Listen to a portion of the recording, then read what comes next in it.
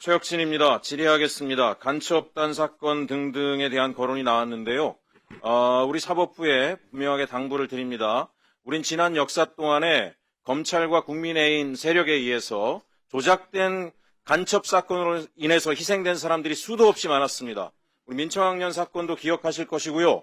5.18 광주 민주항쟁 때 북한군이 개입됐다라는 괴담을 퍼뜨리기도 하고 최근에도 유호성 씨 간첩으로 몰아가지고 괴롭혔던 사건들이 있었습니다. 사법부라도 엄중하고 신중하게 재판을 해서 이런 일로 인해서 불이익을 당하는 국민이 없도록 해야 된다고 생각을 합니다. 본질을 이어가도록 하겠습니다. 헌법은 모든 국민이 사법 체계 안에서 동등하게 대우받고 존중받기를 요구하고 있습니다. 지금 현재 우리 사법부에 대해서 국민들이 불신과 분노를 하는 것은 사법부가 그러한 모습들을 여전히 보여주고 있지 않고 어제 오늘 국감에서도 그러한 모습을 대법원 국감에서도 마찬가지였습니다. 안 보여주고 있다라고 하는 건데요. 제가 오죽하면은 우리 사법부가 1800년도 사법부 같다라는 이야기까지 한 적이 있습니다. 무슨 얘기냐면 국민의식은 바뀌었고 지금 대한민국 국민들의 거의 대다수가 고등교육을 받았고 상당수가 대학교육까지 받은 상황에 지금 정치와 행정은 어떻게 돼 있습니까? 국민에 의해서 매번 심판받고 있습니다. 행정도 참여행정으로 변화하고 있습니다. 우리 국민들은 도대체 사법부에 대한 이 분노는 어떻게 해결 가능하냐? 사법부는 거기에 대해서 답을 내놓고 있지 않기 때문에 계속 분노하는 것이니까 이 부분에 대해서 유념해 주시기 바라고요. 저는 사법체계가 도박장의 게임처럼 되면 안 된다고 생각합니다. 이 도박장의 게임이 뭡니까? 아무리 공정한 룰을 적용하더라도 결국은 큰 손이 이기게 되어 있습니다. 그렇지 않습니까? 그게 도박의 게임처럼. 근데 사법체계 안에서 우리 국민들이 느끼는 분노는 뭐냐면 재판이 반복될수록 결국은 큰 돈을 가지고 전관을 쓸 수 있는 사람들이 이긴다라고 하는 거고요.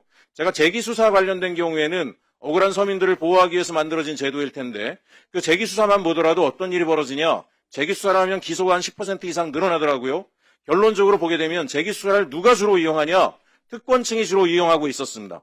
특권층이 대형 로펌을 이용해서 재기수사를 하고 결국 재판에 가서 그동안 죽을 힘을 다해서 싸워왔던 사람들이 지게 되는 상황들이 반복되고 있는 것에 대해서 우려를 하고 있습니다. 이 문제 근본적으로 개선안을 사법개혁에서 결국 사법개혁의 핵심이 뭐겠습니까?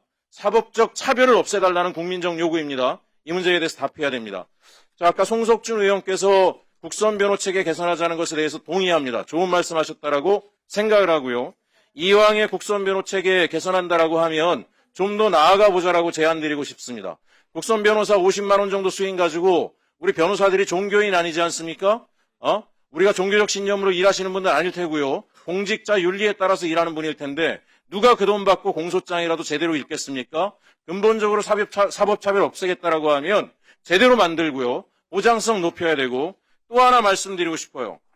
우리 헌법재판소 재판관, 대법관 되는 거에 40세 이상 15년 이상 법조경력, 45세 이상 20년 이상 법조경력 얘기하는데 변호사 포함되는 건데 실제로는 그런 사례가 없어요. 법원에서 평생 종사해 오신 서울대 출신, 서울대 법대 출신들만 다 이 자리를 차지하고 있습니다. 저는 이번 기회에 제도 바꿔서 국선변호 활동으로 인권을 존중하고 약자를 보호한 활동들을 평생 해오신 분들, 실질적 성과를 내신 분들이 대법관도 되고 헌법재판소장도 될 수 있는 길을 이건 우리 집권여당인 더불어민주당 의원님들께 요청드립니다. 사법개혁 과제 안에서 이왕의 대법관 숫자도 늘어난다면 이런 분들이 돼야 되지 않겠습니까? 누가 서민을 대변하겠습니까? 우리 특허법원장님 말씀드릴게요. 같은 문제예요. 대중소기업 기술 탈취 문제가 수십 년째 반복되고 있는데 전혀 개선되고 있지 않죠. 아실 거예요. 연간 300건이 넘습니다. 중소기업이 이기는 확률은 거의 없어요. 배상 금액도 1억 4천밖에 되지 않습니다. 이게 왜 그러냐? 중기부나 이런 소관부처가 여러 가지 대책을 매년 내놔요. 정권이 바뀔 때마다 내놔요. 바뀌는 건 없어요. 저는 사법부가 본질적인 부분들을 개선시켜주지 않기 때문이라고 생각하고 있습니다. 뭐겠습니까? 예? 누가 책임져야 되느냐? 급발진 사건하고 똑같아요. 피해를 입은 소비자가 책임져야 된다라고 하니까 개선되지 않은 것처럼 중소기업이 탈취됐다라는 걸 책임지게 했어요. 입증하게 했어요. 이게 본질인 거 아시죠? 아시는데 이 문제 왜 안 바꿉니까? 이걸 바꿔야 돼요.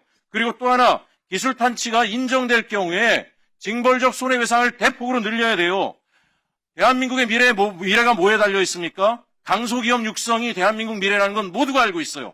강소기업이 왜 안 나옵니까? 독일처럼.